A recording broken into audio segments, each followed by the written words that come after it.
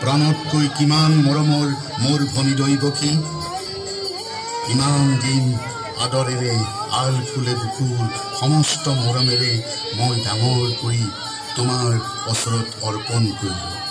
সুখত ৰাখিবা, আনন্দত ৰাখিবা বসুদেৱ, আনন্দত ৰাখিবা।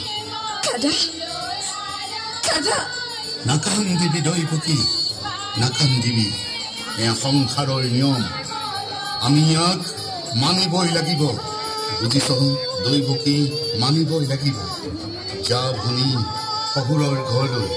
আজি মোৰ ঘৰখন খালী খালী যেন লাগিছে ও দৈৱকী, খালী খালী যেন লাগিছে মোৰ, খালী খালী যেন লাগিছে।